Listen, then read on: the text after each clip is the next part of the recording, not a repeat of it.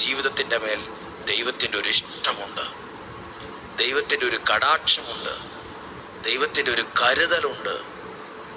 നമുക്ക് പ്രാർത്ഥിക്കാം. കർത്താവേ, അങ്ങയുടെ വചനം കേൾക്കാൻ ഒരുങ്ങുന്ന ഈ വ്യക്തിയെ, കുടുംബത്തെ അങ്ങ് അനുഗ്രഹിക്കണമേ, സഹായിക്കണമേ.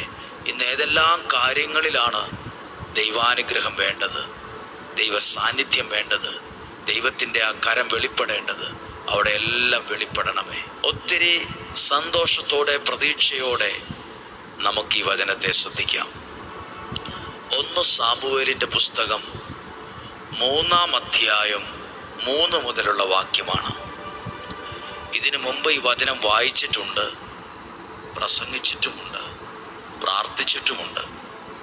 ഒരിക്കൽ കൂടി ഈ വചനം ഒന്ന് കേൾക്കുകയാണ്. 1 സാമുവേലിൻ്റെ പുസ്തകം 3-ാം അധ്യായം 3-ാമത്തെ വാക്യം. ദൈവത്തിൻ്റെ മുൻപിലെ ദീപം അണഞ്ഞിരുന്നില്ല, അത് കെട്ടുപോയിരുന്നില്ല. സാമുവേൽ ദേവാലയത്തിൽ ദൈവത്തിൻ്റെ പേടകം സ്ഥിതി ചെയ്യുന്നതിനരികെ കിടക്കുകയായിരുന്നു.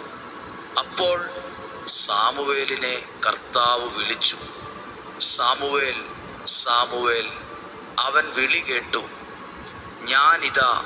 അവൻ ഏലിയുടെ അടുക്കലേക്കോടി, അങ്ങനെ വിളിച്ചല്ലോ, ഞാനിതാ വന്നിരിക്കുന്നു എന്ന് പറഞ്ഞു.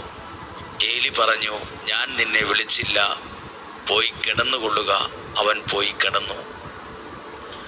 സാമുവേലിനെ ദൈവം വിളിക്കുകയാണ്, ദൈവം വിളിക്കുന്നു.